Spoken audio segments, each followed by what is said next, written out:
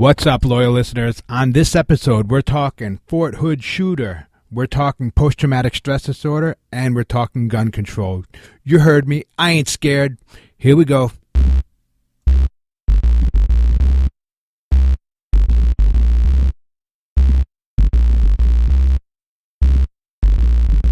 You're listening to Nervous Breakdowns, a podcast where your questions about relationships, dating, personality, and mental health are answered by Zinno Tramantelli, a nationally certified counselor with a master's degree in clinical and counseling psychology.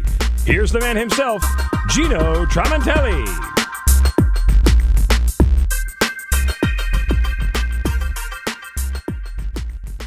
Hey, everybody. Welcome back to episode 15. Wow. 15 episodes. Eventually, I guess I'm going to have to start numbering these at the top of the show, or stop numbering them, rather. I think they stop being significant after a certain point, but for the time being, I'm going to keep up with the numbering. But yeah, it's episode 15, and I am, well, let me give you my contact information first. So my email address is breakdownswithg@gmail.com. You can follow me on Twitter at breakdownswithg. I have the Tumblr page, breakdownswithg.tumblr.com. I really want you guys to join the conversation as I have discussion today, especially because I'm going to be talking about a lot of military stuff. I want you to correct me if I'm wrong. I want to hear from you if you're in the military or if you have a different opinion. I see this as being a conversation between me and you, the listener. So give me a follow on the Twitter at breakdownswithg. You can email me your questions and feedback, breakdownswithg@gmail.com once again. And that's it. So today's episode, I was going to do a show on decision making, but in light of some stuff that's in the news, I decided I pulled an audible. I decided to go with a discussion about the recent military shooting. This is, for those of you listening, it's April 3rd as I record this, and yesterday there was some news about a shooting in Fort Hood, Texas, on the Army base there. And this is the second such major shooting at Fort Hood, but one of many shootings that have occurred in military bases around the country. And as it's quite predictably, the news is kind of on fire with this. There's a lot of discussion about what this means and some attempts to draw trends. And of course, the gun control argument always comes up. And I'm always very, I guess, surprised is not the word, because I'm not surprised. It's quite predictable, but I guess I'm very disappointed at the way these discussions go. I guarantee. So today's April 3rd. By a week from today, no one will be discussing this. There's not going to be any meaningful legislation about gun control. There's not going to be any changes to any policies. This is the 24-hour news cycle at its best, or its worst, however you want to look at it. But essentially, this is just the thing that got us to stop talking about the Malaysian flight that disappeared and is only going to hold us until the next big scandal happens. Incidentally, nobody's talking about the Supreme Court hearing that basically removed all campaign finance laws and made it so that billionaires can contribute an unlimited amount of money to the campaigns and politicians. And I don't care what your politics are, if you're liberal, conservative, libertarian, anarchist, whatever, you have to recognize that that's not good for our country when the richest people can have unlimited influence. It's not good for you no matter what you believe. So that's what we should be talking about. But no, instead we're talking about a tragedy of a different sort. Several people, I think the death count was 4 dead. And the shooter, who is an Army officer, I guess, or Army soldier, he essentially killed himself at the end of the spree. And it got me thinking about what this means. I mean, again, many people are turning it into a gun control issue. Many people are talking about mental health. But there are lines drawn between this and other military shootings and this and other. There was also a shooting at Kent State today. One person was shot, and it's hard not to draw trends. It's hard not to draw similarities between this and other shootings that sound similar. But as I've done with other such news items, this is also something I try to do in general. I try to challenge the base assumptions, right? And the base assumptions is that this is like other shootings at Army bases. And the first thing I did today when I heard about this and I started to think about my show is to try to get some details on what the other shootings have been like. And thankfully, some of the news outlets have been nice enough to compile small blurbs about the past several military shootings with some information about the things that went on there. And the one thing that I was able to draw from a quick review of these is that the only thing that was similar about this shooting and the several past ones have been just the fact that they happen on military bases. There wasn't much else. I mean, when you look at the demographics of the shooters, you look at the ostensible, the most likely motivations for these behaviors, you're not seeing a lot of trends here. You're seeing what look like separate and distinct things that if you took away the Army base, you would never connect the two. You would never connect one shooting with another had they not been involving military personnel. And I think that's an important thing to point out. You know, people can be violent sometimes, and violent people can sometimes have similarities, but the similarities aren't necessarily the causes of the violence.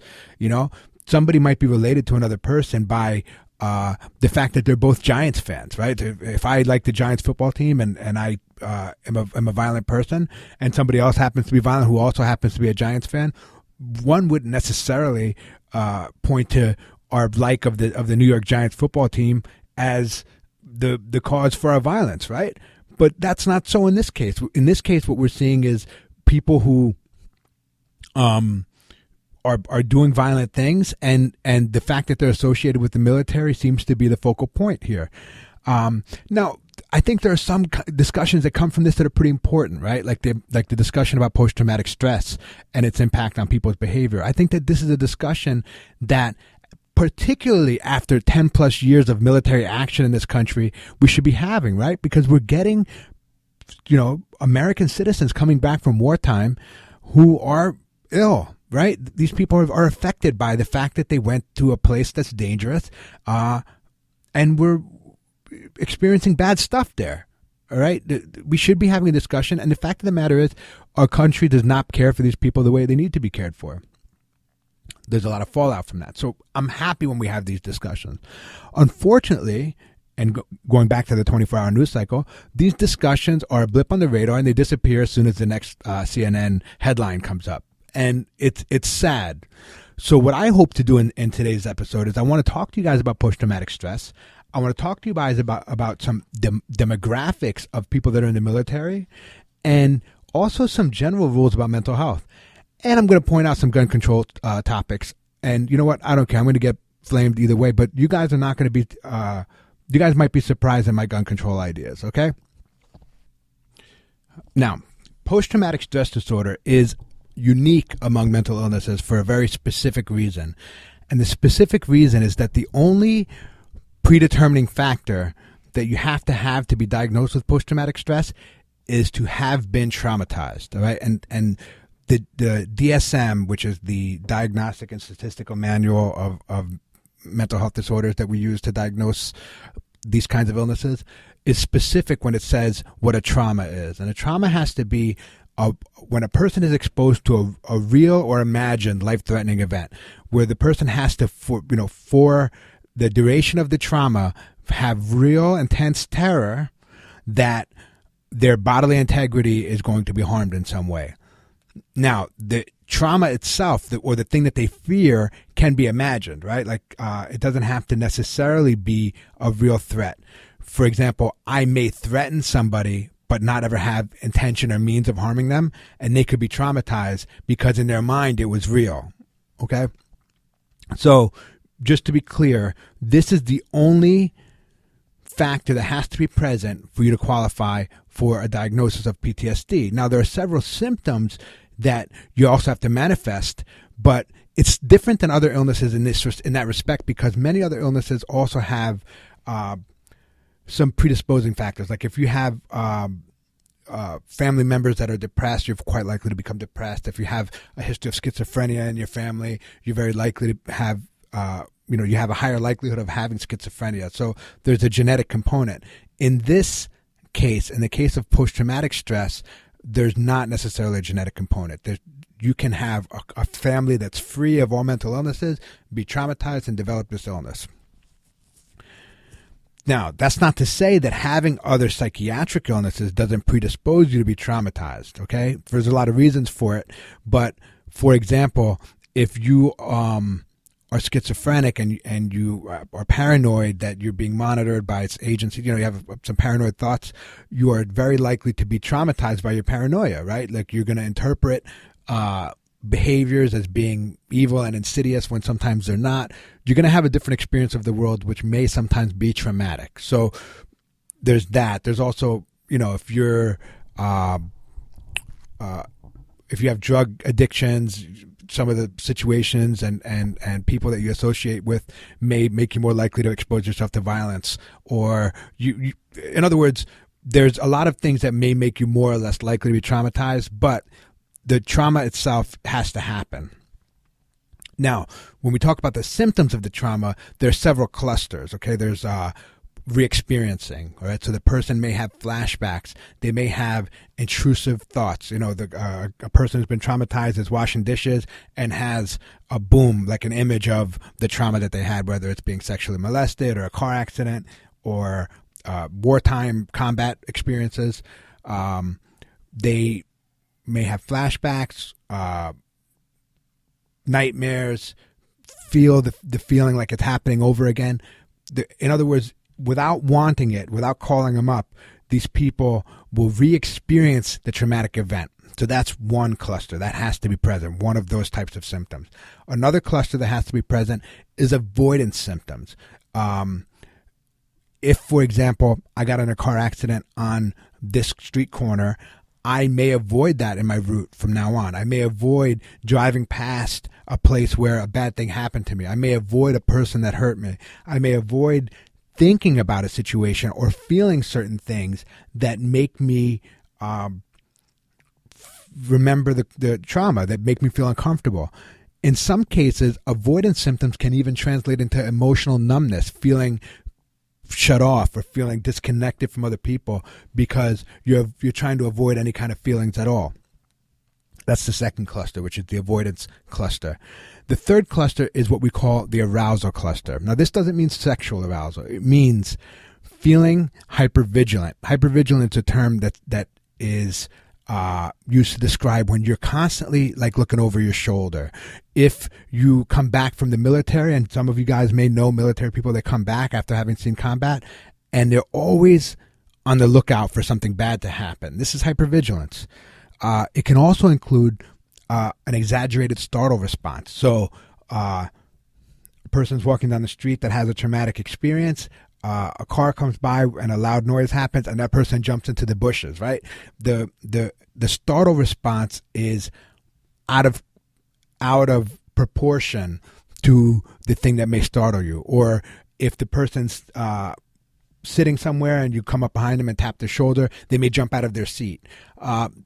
This is the arousal symptom. The person constantly feels edgy, can't relax, and always feels on guard.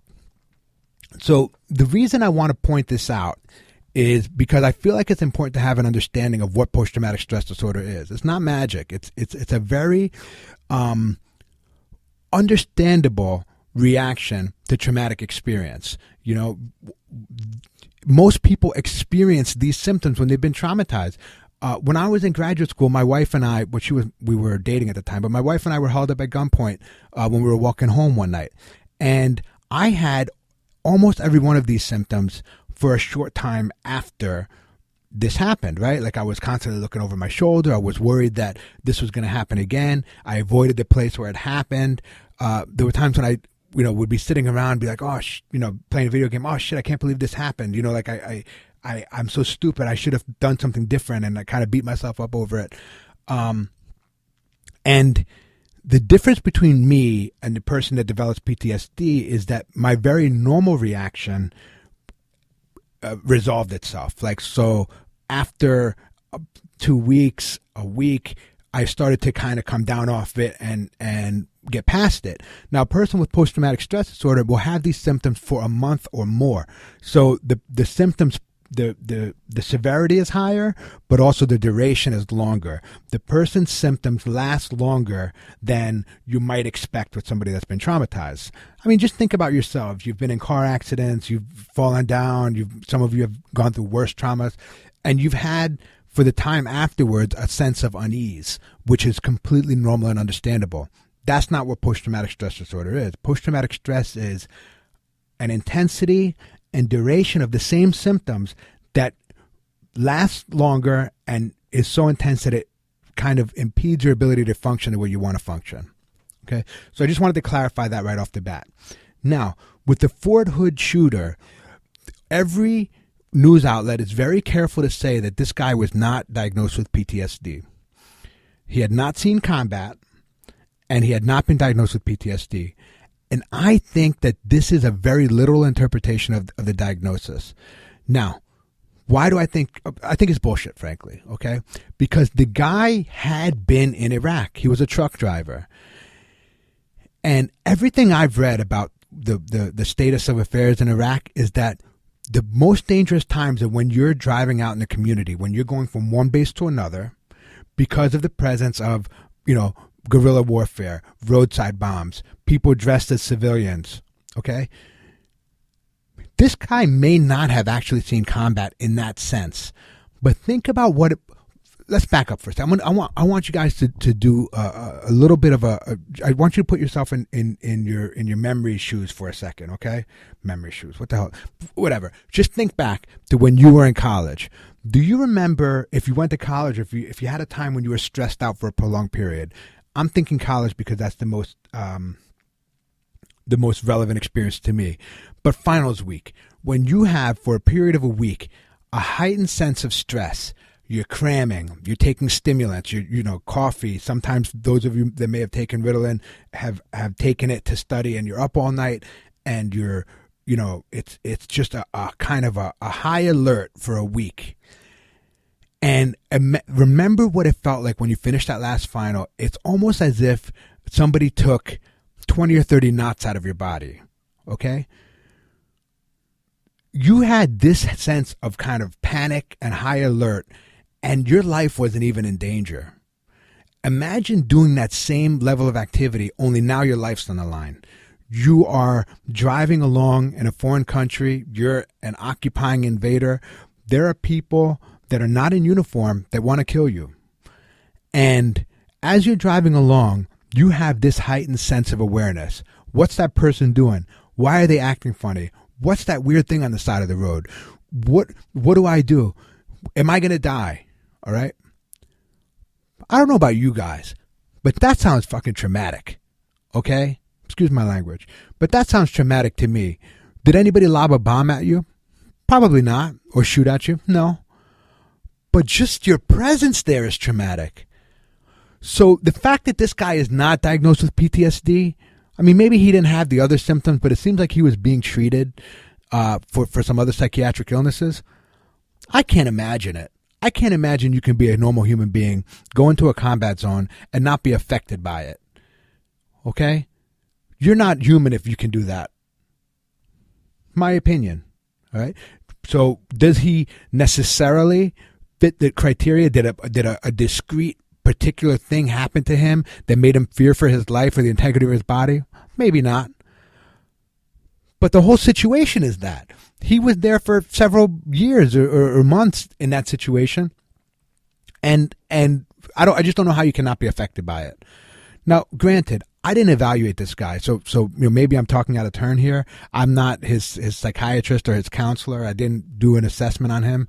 Maybe I hate to second guess other people, because it's my belief that when people assess others, as professionals, no professional sets out with the intention to be negligent or incompetent. I think that people generally try to do a good job. But I think sometimes people make the mistake of getting too specific with their diagnoses, and they don't really, they go by the letter of it and not necessarily the spirit of it, which is a problem. All right. Anyway, this guy comes back, several psychiatric treatments. I don't know what they were. I mean, the articles I've read haven't been super descriptive about the nature of his treatments, nor should they be. But the idea that he didn't suffer post-traumatic stress seems unlikely to me. Now, think back to my just to recap my diagnostic criteria: experiencing a trauma, avoiding the stuff that reminds you of the trauma, re-experiencing the trauma, and feeling keyed up or edgy. Okay, those are the primary symptoms. There's some other stuff like exclusionary criteria and time duration, which are not relevant for this discussion. But none of those symptoms include shooting up people that are around you. Okay, so I just want to make that clear. This illness does not cause violent behavior. Okay, the illness may cause severe distress. The illness may cause you to manifest an illness that may be underlying. I didn't really catch this guy's age. From the pictures, it looks like he's in his 30s. I did look for his age, and I wasn't able to find it. Honestly, I didn't look that hard. I could probably find his age somewhere. But, psychiatric illnesses tend to have a pretty predictable trajectory, so to speak. Most people that develop a psychiatric illness, particularly the organic ones, the ones that are based on your brain function and brain chemistry, will develop them in their early 20s. I did some research on the demographics of people that join the military today. Full disclosure, I tend liberal in my ideology. Okay, so let me disclose that. And I had an idea about people that enlist in the military, which was that they tended to come from poorer families, that tended to be less educated, they tended to be minorities. These were my biases before I sat down and did the research. And I'm happy to say that several of my biases have been disputed. So I want to share that with you. So the average age of somebody that's enlisting in the U.S. Army as of 2001 was 23.7. So almost 24. As of 2013, it's 19.9. And there's been a steady decline in the age over time. I suspected the decline has something to do with 9/11. Like after 9/11, probably some people were more motivated to join the military. And I also suspect that it has to do with the job situation. A lot of people look at the military as a career, particularly when there are few other options. In terms of the socioeconomic status, I couldn't have been more wrong when I thought that most recruits tend to come from poor neighborhoods. The truth is most recruits tend to come from upper class and middle class neighborhoods. In fact, people from the fifth quintile, the people from families where the household income was $65,000 to $245,000, represent a quarter of all, 25% of all enlisted people. The quintile below that, which is 51,000 to 65,000, are another quarter. So that's half. Half of people that enlist are in the top end of the socioeconomic scale. Another, almost a quarter, 21%, come from 42 to 51. And the very poorest people, the 0 to 33% household income bracket, are only 10%. So by far, the top three income brackets are overrepresented. So I was wrong in my assumption about who enlists in the military. I was also, the reason I think that that was important is that people with mental illnesses tend to be in the lower socioeconomic status. There's a theory called social drift, which says that not just mental illnesses, but all illnesses, the more chronically ill you are, the more likely you are to drift down socioeconomically. You can't hold a job. You're going to be depending on public services and welfare and disability. And so you're going to slide down the socioeconomic scale. And because these illnesses are hereditary in many cases, you'll see families of ill people, not just mental illness, but ill people kind of scooting down the socioeconomic scale. That's a theory. Okay, so enough about socioeconomics. I also saw that the majority of people that enlist do come from rural areas, which might lend the idea that people that are looking for jobs join the military because rural areas may not be as rich in employment opportunities. Educationally, the average American from ages 25 to 29 right now, about 33%, a third of Americans have college. In the military, officers, 82%. So officers are way more educated than the average American. Enlisted, so that means, your general, I walk in and sign up for the Army, 5%. So the average enlisted person is less educated than the average American. Then so all these stats are coming from the 2001 military demographic report. By the way, go check this thing out because, frankly, it's silly. The first thing you see on the report is a guy in an Army uniform, like the dress uniform, playing a flute with two kids. Why this is on a military demographic report? I mean, you couldn't misrepresent more what the military does. I mean, I'm not saying that it has to be a picture of, something getting blown up, but what playing the flute with two kids has anything to do with military demographics, I don't know. But check it out. It's a comical picture. So anyway, getting back to age, because I think that this is an important thing. As I said, the average age of a military enlisted person in 2011 or 2013 was 19.9, so just under 20.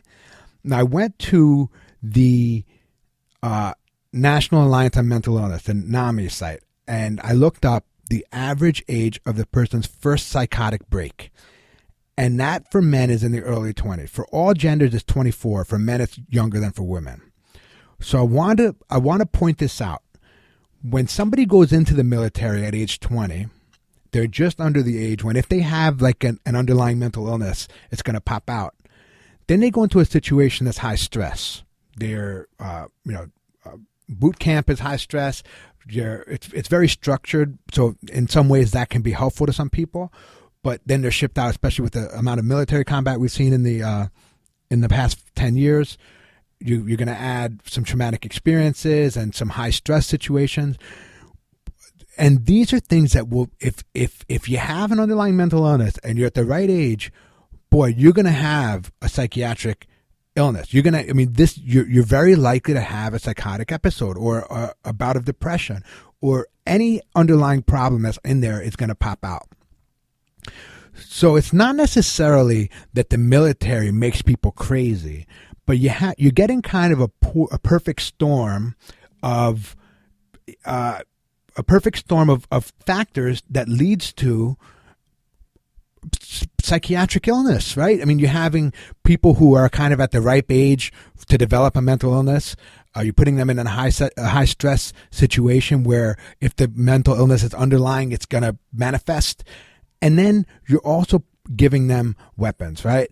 So there's absolutely a culture of violence in the military because that's their main focus, guys. I mean, let's not beat around the bush, right? People that are in the military, yeah, you have some people that do logistics and get supplies from one place to another. You have some people that are truck drivers, but every role in the military is there to support the main job, which is to kick ass. Okay. So let's not diminish that. Now you have this and you see some violence in army bases. I couldn't find, I mean, it was difficult to tease out who, the rates of school violence. I mean, I spent several hours looking at this stuff and I couldn't find some of the stats that I wanted necessarily. But, I don't know that violence in military bases happens more frequently than it does in other places. I don't have any evidence to support that. So if you have it, if you're listening to this and you know something concrete, send it my way. I want to review it. I'm interested in reading it. But I looked at several of the shootings of the past few years, or the violent acts in the past few years in military bases, and I found this article on NBC.com it's a history of shootings at military installations in the U.S. It was printed today. So let's just review some, okay? In March 2014, a soldier was killed while trying to stop a gunman attempting to board a ship in Norfolk. The shooter was a civilian. The soldier jumped in front of another soldier and saved their life, okay? So the person who was the shooter was killed by the security forces. So we have here a situation where the perpetrator, it happened on an army base, but the perpetrator wasn't in the military. In September 2013, 12 people died and 4 were injured after a government contractor, again, not in the military, opened fire inside the Navy Yard complex in Washington, D.C. This was the worst since the 2009 killing of 13 at Fort Hood, which we're going to get to in a second. This guy had a delusional belief that he was being controlled or influenced by low-frequency electromagnetic waves. Okay. Now, those of you who are in the field like me know that screams paranoid schizophrenia. These psychiatric or psychotic delusions that you're being mind controlled are an organic illness. This is not something that you can develop from trauma. In fact, this kind of bizarre thing is not a diagnostic criterion for PTSD at all. So again, no similarities so far. Now, in 2012, June, Ricky Elder, this guy, specialist, killed himself after he shot and killed his battalion commander during a safety briefing. Now, this guy, Elder, had been facing legal troubles, and he'd been diagnosed with dementia shortly before. Again, a guy who was in trouble, maybe troubled. He might have been having some difficulty, and he had been diagnosed with a progressive illness. I don't see a lot to support that this might not have happened in another situation.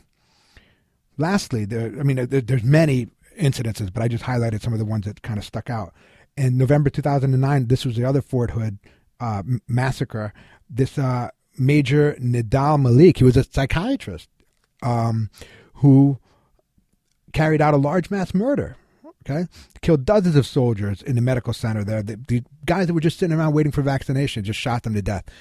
And this is a guy who, it's debatable whether or not he was crazy. Frankly, he was a Muslim American, I guess of Middle Eastern descent, judging by his name and by his photos.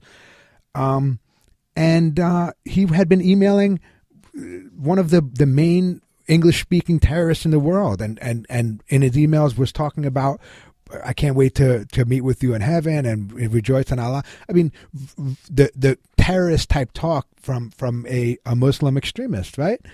So is that, again, this is where the debatable part comes in.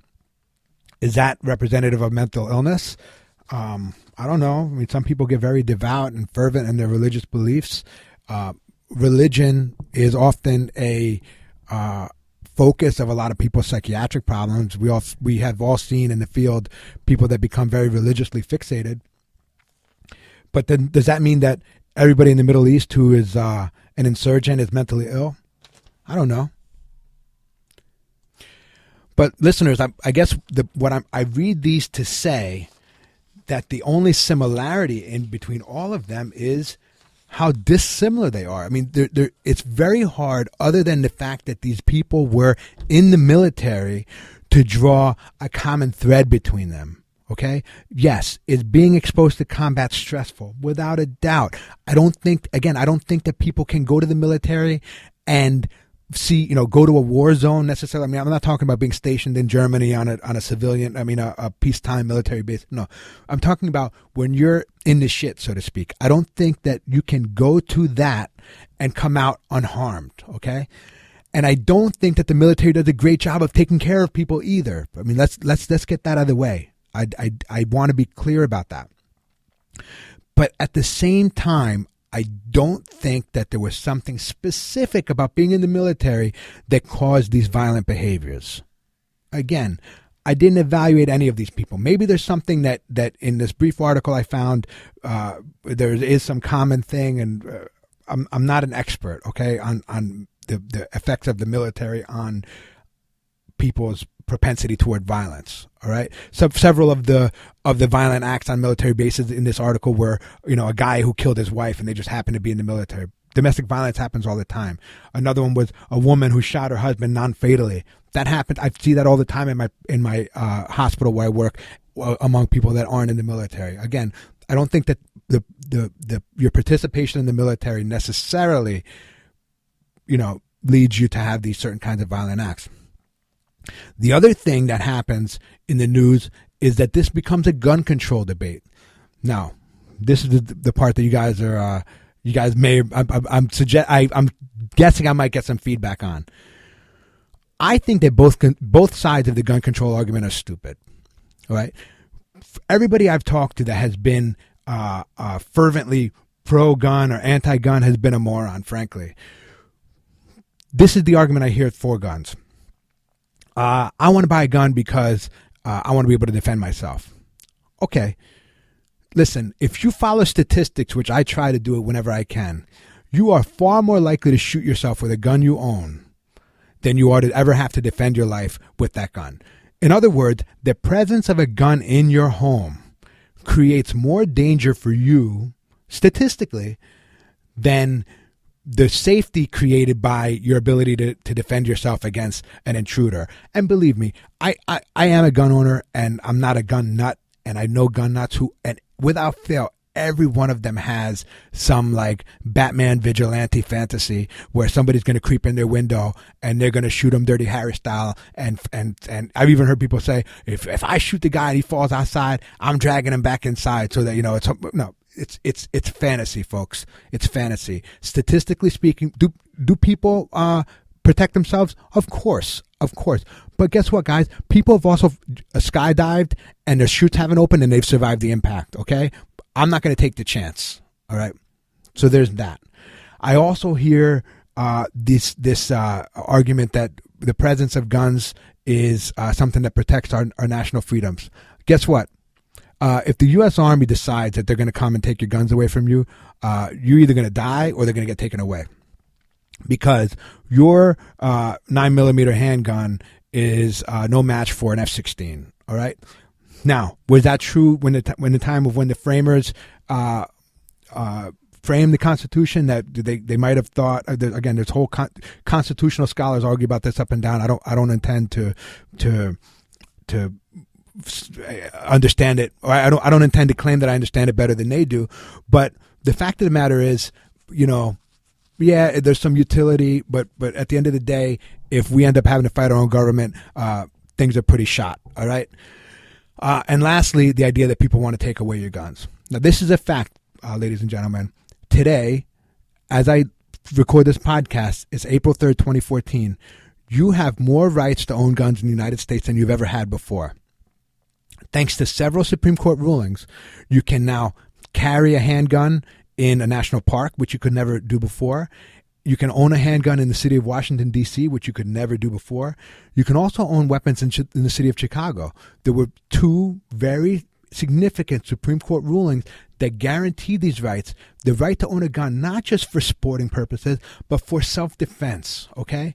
The Supreme Court guaranteed these rights for you. These would not have happened if the government was trying to take away your guns, okay? On the other side of the argument, and now I'm going to argue pro-gun, the idea that gun control influences violence is ridiculous. There are lots of places in the world where guns are not allowed. Britain, for example, where violence occurs, okay?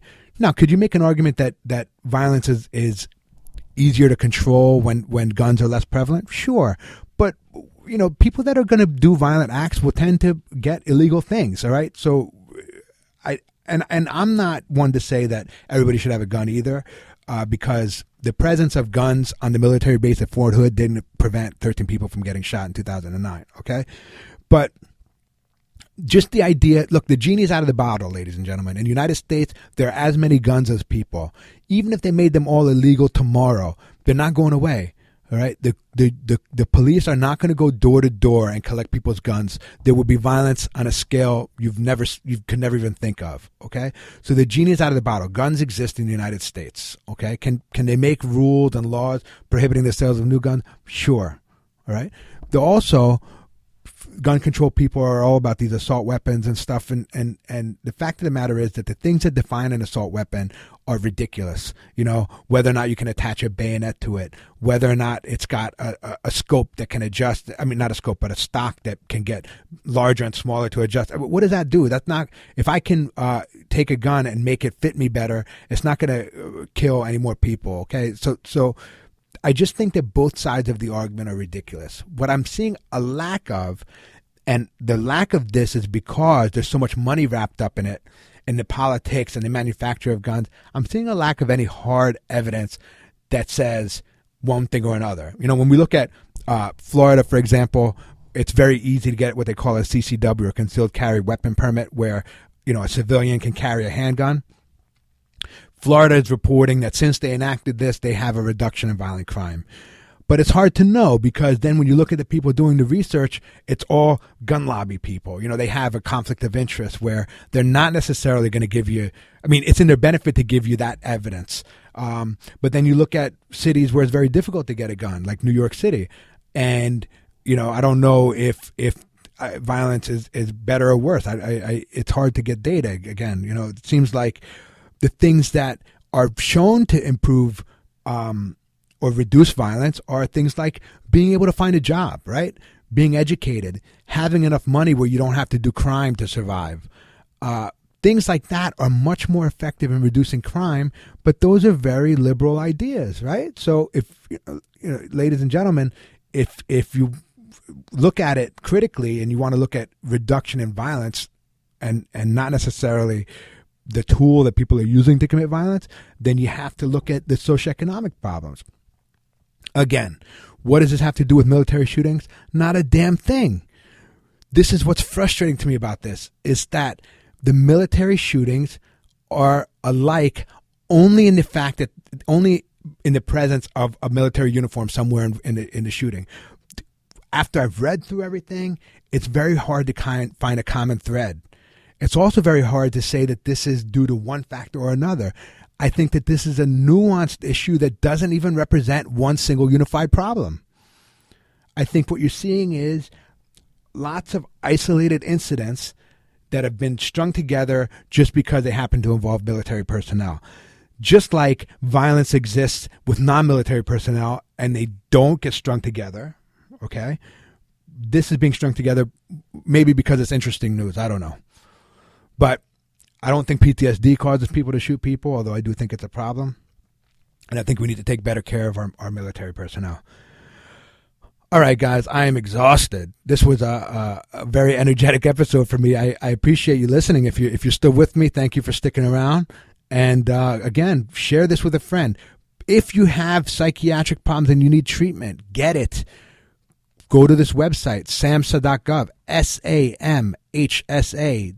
It's the Substance Abuse and Mental Health Services Administration website. You can, on that site, find a provider near you. If you're in Central Jersey and you want to come and come see the practice where I work, you can visit the website. It's bewellnj.com.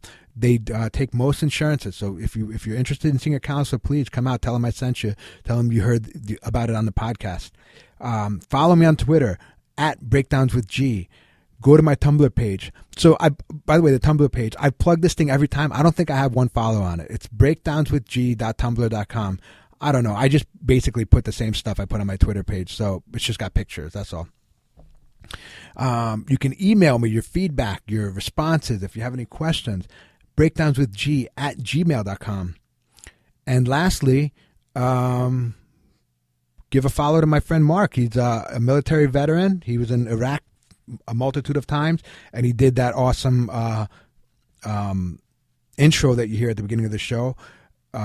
It's @Mark Zinno, MarkZinno. Okay, guys, thanks again. Thanks for listening. Later.